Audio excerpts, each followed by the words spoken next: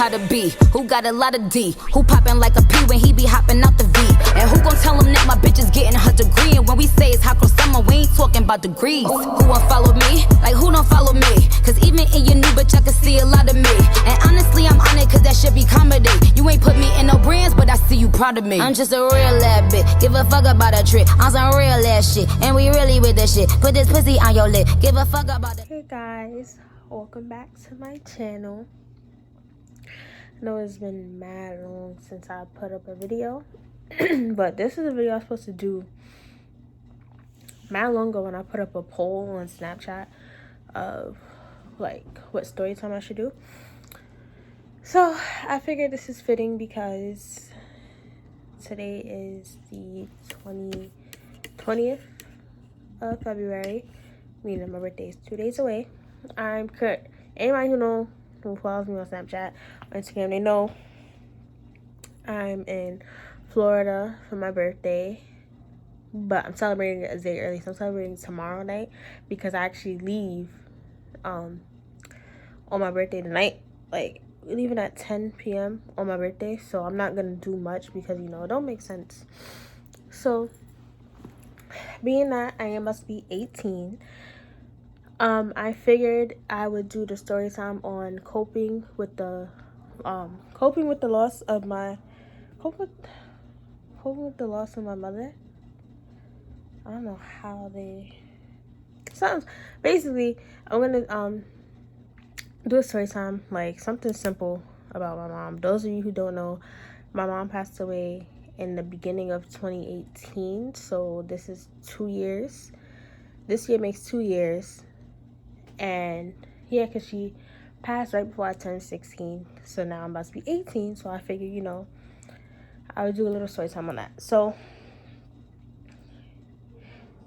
2017, the end of 2017, around Christmas time, she went to the hospital. We knew she was sick for a minute, but she was trying to play it off, Parents always trying to be strong, trying to act like nothing's wrong with them. But we knew. We just didn't know how bad it was. So now she's in the hospital for a couple weeks, and then it was actually the day of. It's the old saying that death comes in 3, and in this case, for my family, it did. So, first, my cousin, she was only like 20 or 21, and she had 3-year-old daughter. She died. So now, we was actually at her. It was the day of her funeral, so it was at her wake. They had her awake, not her awake. Had her repast in Harlem. We got a call from the hospital from my mother saying that they don't know she's going to make it through the night. So we should, head out there. So she's at Jamaica Hospital. So now we go out there. And I remember, when it happened, because I was on the phone with my dad. My dad was in Georgia. Because this around the time he was out of work because he had a surgery on his arm. So he was in Georgia at the other house. So now on the phone with him, and then we hear on the intercom they call my mom's room number. So we knew she was arrested now. And me and the fourth oldest, one before me, we looked at each other and ran out the room. But my mom's, there are cousins, but those are her first cousins. So there are older cousins. My mom's cousin Lance had me and my sister in a chokehold because we were trying to get out and fight him. So after all the screaming and everything, we all calmed down because at that point, she was gone. So it didn't make sense to, keep acting like that. Plus, she wouldn't want us to act like that. My mother, that's how a lot of times people say, oh, you're so mean, so this, and that. It's honestly how I was raised. I was raised to, basically, me mug people all the time because she didn't show emotion like that, honestly. She really didn't. And I literally look I'm probably going to put a picture at the end of the video. Me and mom look just alike. That's literally at my cousin's repast, they was calling me Little Simone. I look just like my mother. So now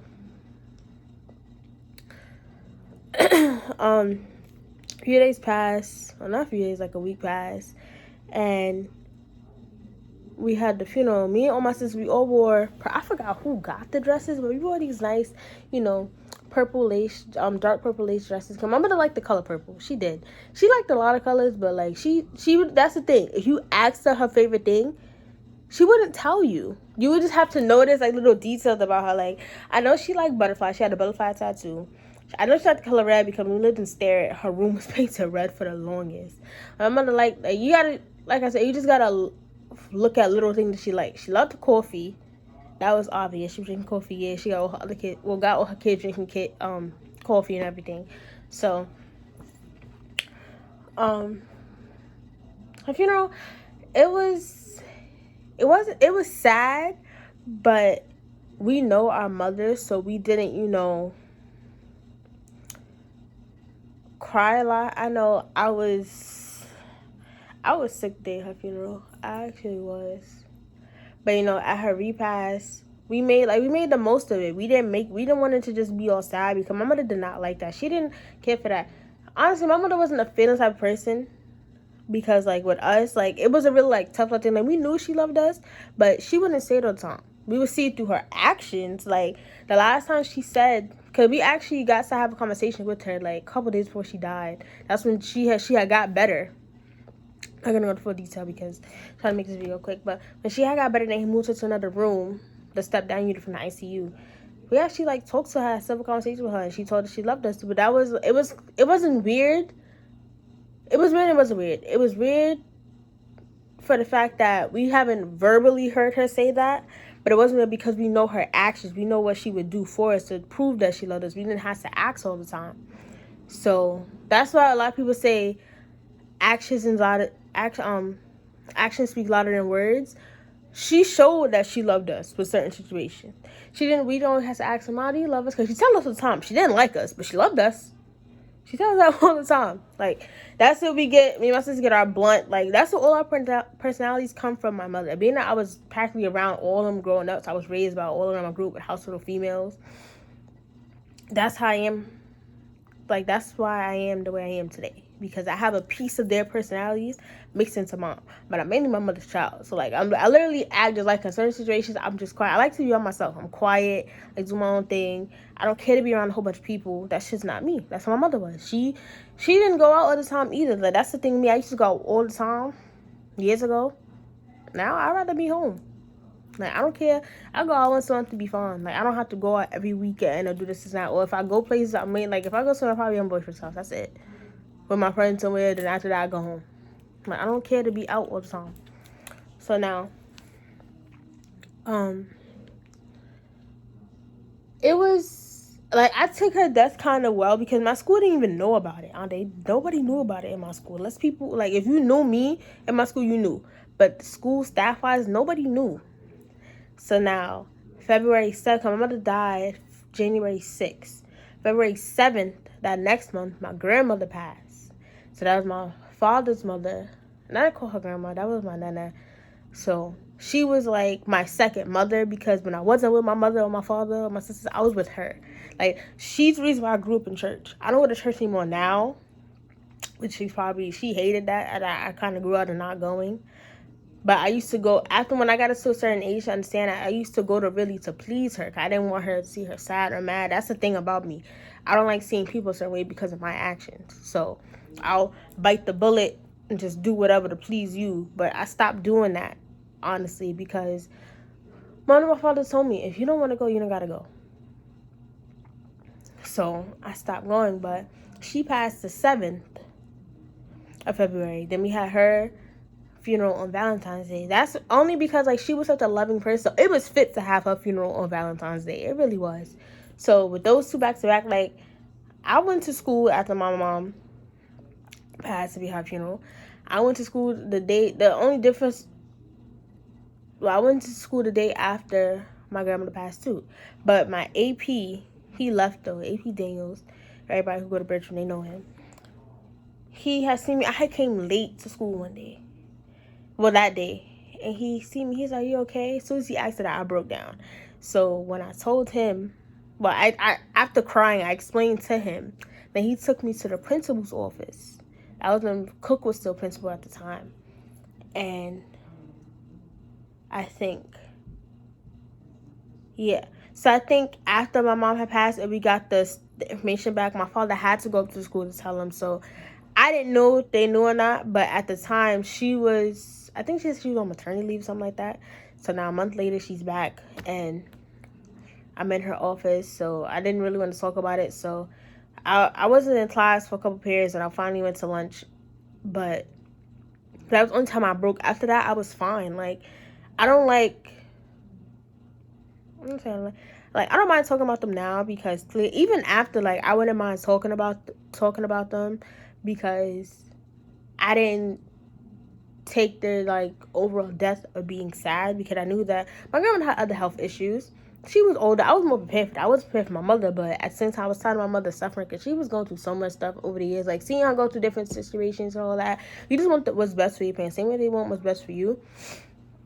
I was the same way with her. So after a while, it's like, you just gotta accept it and move on. But she lives through me every day. I see it, because I'm looking more and more like her, and I'm becoming more and more like her. Like, the being secluded, closed off, not telling anybody nothing in my business. That's literally me. Because nobody, like I said, nobody knew what was wrong with my mother. She knew. She didn't tell us. It's still to this day a big question mark with some of the family members. But I tell you one thing. I have like a small, what I consider like a small support system. My father, my stepmother, but mainly my sisters, because we don't, like, when we're around each other, we don't think about, your mommy's really going, like, well, that may come up, but we don't be sad about it. Like, we don't make it a sad thing. We just, we remember the stuff that, the memories that we have with her. Like, we talk about that, and they're all good, funny memories, or the time where, oh, this person got beat because of that. Like, all that is funny to us now, and that's like our happy time to talk about our mother. We don't sit there and just, cry about it, because my mother, she's the type of person to cry about anything, unless, like, it really, you had to get her really upset or really, really hurt her, which it was hard to do, to really ever see her cry. She wasn't that type of person. So that kind of showed through all of us. So now, all my sisters, we don't cry easily. We cry when we're mad. Like, that's the only thing I can say. Only because we all have horrible tempers. I have control of mine. Yanni definitely has control of hers. Dale and Jasmine, like, they got control over it, because that's how, like, we're all sarcastic. But those two, like, you got but so much wiggle room with them with certain things. Like, you are outsider trying to come at them, they're gonna be funny about it at first, but when all jokes is done, just duck, because one of them is gonna swing. Yanni's a mediator. Janelle, she just, I don't even know what to say for her, because, like, she's not around us as much, so I can't, like, literally say. She would try to be like, oh, let's just talk it out, stuff like that. But Jasmine, she'll hold a grudge. Nail will hold a grudge too. But that's just who we are, because that's how my mother was. So we just all, what's the word? Like, amplify a piece of my mother, like what she was. A piece of her attitude, we all, like, show more than the other. Me, I just have the I don't care part coming out of me now, because I walked away from a lot of situations. And yeah, it might have been hard, but at the end of the day, I still did it, and I will still do it. So it don't matter to me at this point. Friend, family, all of that, I can pick and choose when I want to speak to, and I will calmly walk away from you with no problem. Why? Because if you're not doing anything good for me, or you're creating a bad spirit on my, like, towards me, I don't want to be around that. I don't want no more negativity. I don't want none of that. So if that's all you're gonna bring, I will leave. And that's just simple. That's what I got from all this. Because honestly, life is too short to really, have to deal with all of that drama and everything. You want to live life to the fullest, because you never know when it could be your time. My mother was 44 when she died. So there was so much more I know she wanted to do, which means that things she wanted to do, I'm going to do that she couldn't do. Not that I'm not going to do it. I'm going to do it for her, but I'm also do it for myself. So it's just like, at the end of the day, like I said, life is too short. Yeah, that's what I took from even my grandma. My grandmother was 70. She was in her 70s. when she passed. But I know it was more she wanted to do. She wanted to see me graduate high school. She wanted to see me go off to college. So that she won't be able to see, but I know they're both watching over me. Like, I pushed through high school. I didn't let this stop me from my everyday life. I didn't let this stop me from going to school. I didn't drop out. I didn't turn to drugs. I didn't do none of that. Because I know at the end of the day, if I did any of that, one of them was coming to me in one of my dreams, and I was going to get beat. Like, I already knew. Because it's like, we don't always dream about my mom, but sometimes when we do dream about my mom, it'll be like a certain message within there. So, like, I had a dream recently, because I was talking to my father about tattoos. It's one tattoo it's a tattoo about my family I'm going to get on my back, but it has a meaning to it. But I had a dream recently, because I was talking about getting a tattoo, just a simple one right here on my arm while I'm in Florida. And I had a dream. I keep saying I had a dream. I had a dream that my mom was still alive. We was back in Stereo, and I had got a tattoo. And she kind of got on me about it. So that's what I was thinking, like, should I just wait to do it or what? But I'm going to just take that chance, because I'm debating if I want to actually do it how it is on the picture, do it on the side of my neck, or just do it on my arm. I think I might try to do it on the side of my neck. I might ask them which one may hurt more. But, yeah, like, I don't smile a lot or show a lot of things, like, emotions to people. But I didn't never let my mother or my grandmother's death, like, control my life. Like, I didn't fall into it. Because if I would have fell into it, I probably wouldn't be the person who I see today. I wouldn't be going to school, like, anything like that. I'd probably be a troublemaker, like, horribly. But I pulled through because of the little support that I did have and the standards I have for myself. I'm not going to stoop to do that. I'm not coming at anybody who may have gone through a rough patch after they lost a loved one like that. But I'm just saying, if you have the right, environment around you, I guess I could say, then no matter what happens, you'll be able to pull through. I'm not saying you're going to be able to, like, jump back on the horse right then and there, but with me, I went to school right after my mom died. And day after that, grandmother died. And the thing is, with both of them, I watched them both die. And I still went to school. I still carried on my everyday life. I don't let that weigh on my shoulders. Like, I really just watched it. I didn't panic about it. Why? Because I was exposed to death at a young age. My uncle died when I was real young. So it was just like, from early on, I learned that death comes. It's, no matter what, you can't avoid it. So I wasn't prepared to lose my mother that early, but I still pushed through it because I know that's what she would want me to do. I didn't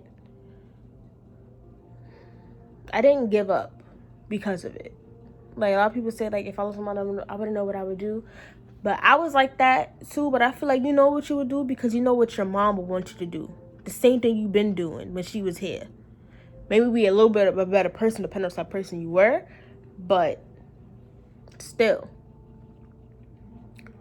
But you'll never know how to, like, some people say that they're surprised how I am the way I am. But it's like, my mother raised me to be a certain way. And my father was always in my life too. So it wasn't like anything. The only thing that really changed was the fact that my mother wasn't physically here. That's the only thing that really changed. I still got my sisters. I still got representations of my mother. And I see my mother almost every day when I look in the mirror, pretty much, because I look just like her. So it wasn't like much change. So at the end of the day, all I can say is, like, you just have to have a good environment and good company around you. Not somebody who's going to influence you to do this and do that. Or this will take your mind off of it. No. Try going out, stuff like that. But it worked, but it didn't work. So I just, like, I put all that focus through school, like, applying to college and stuff like that. I'm battling a little cold or something right now, y'all. I'm sorry. But, like, you gotta keep good people around you. Because once I got rid of a lot of, like, negativity or just, like, revalued, like, who I wanted around me, everything just got extremely better from there. So yeah, I just made this quick only because I felt like it was fitting, because I'm about to be 18 and my mother missed my 16th birthday. She didn't miss it, but she wasn't physically here for it, like same way she's not physically here for my 18th. But I feel like this was a good way to celebrate her and bring in my 18th birthday, because I wouldn't be here without, like, if it wasn't for her. So I think for every like major year birthdays, but probably when I'm 21, I might do another video like this. Or I might do if y'all want a deeper, like, in-depth video. Oh, I'm probably still not even gonna do that, because I don't mind talking about it, but it doesn't really make any sense, because I just told y'all the most important key parts to everything. Because exactly, I don't need to know exactly how she died when she was. I don't need to know that. Not to be offensive, but it's not your business. If you know, that's because I told you personally. But I'm not gonna put all that out on social media. But like, I don't mind talking to anybody who has gone through this, like, either recently or just in general. Like, just not to compare, but just like to support them through it or give advice. I don't mind doing that, because it's like I went through therapy. I actually put myself through therapy. I wanted to do it. I stopped doing therapy because my original therapist, she had to leave New York and go back to Louisiana for family issues. So I was only comfortable with her. That's the thing. I don't open up to every person. Tell my dad things here and there, but still, that was the first like outsider ever that never knew me, not friends, none of that. First adult ever I ever opened up to like that, and it really helped. So if anybody like who has gone through this, or somebody who's gone through this where they may need somebody to talk to because they don't understand, or they just want somebody to talk to who's been through, because not everybody has been through it. That's a lot of people say I understand what you're going through. You really don't, unless it happens to you. So anybody who has gone through losing a parent, or someone who like practically played a really important factor in their life or part in their life, I have no problem like talking to you, open up to you. If you need help, all you have to do is ask. That's what I did. I didn't ask. I told my father, I said, look, I'm going to therapy, so you need to find me a therapist. That's exactly what I told him. But yeah, like, I don't mind doing that for you guys. So just let me know, because if it's needed, I'll do it, definitely. But other than that, like, I'm probably gonna attach like a couple pictures of her at the end of the video, and next time you see me, it'll be tomorrow, because I'm gonna probably do a whole get ready with me running around. I got a lot of running around to do tomorrow. I gotta go pick up cupcakes, go pick up the cake, then I gotta get ready, then we going out tomorrow night, and then Saturday, either tomorrow or Saturday, I'm going to do my piercings and my tattoo, depending on the time. So I might just wait till Saturday to go do that. But yeah, so thank you guys for listening to my little quick story time, and I will see y'all tomorrow when I'm getting ready for my little birthday dinner.